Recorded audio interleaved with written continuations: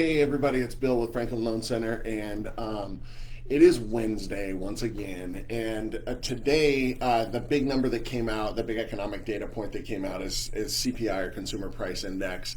This is an inflation number. Inflation is the hot button for the mortgage world right now, for sure, because the main reason interest rates are up so much, right? Inflation, as expected, it came in, really still a very high number.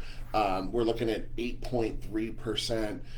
Is the headline inflation. If you take out food and energy, what it was still 6.2% year over year. Those are really big numbers. Again, since it's been since the 80s that we've seen inflation like this. Then the thing that I keep hearing, you heard this over. There was another data point, PCE, that came out a week or so ago. It actually came in a bit better than expected, or lower. And of course that gets everybody excited, talking about how, oh my gosh, we're at peak inflation now. We're going to start to see it come down. The numbers are not saying that we're going to see that come down. I mean, if you just look at the month over month numbers going back a year, which is where we get these year over year numbers, there's some reads coming up that are going to start to fall out of the year over year numbers that were lower.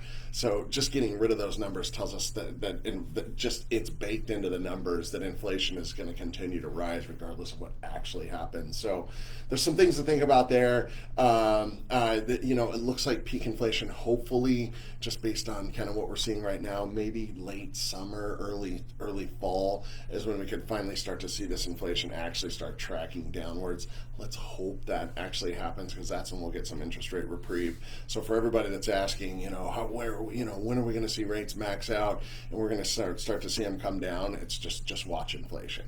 That's when you'll see it. But for now, inflation is still like running hot, and as long as that's the case, we're going to see rates kind of staying where they are.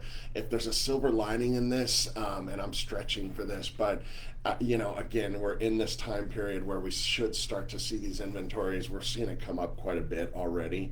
Don't freak out that inventories are going up month over month. It's what happens every single year, but we are seeing that happen. Inventories are coming up, which is good.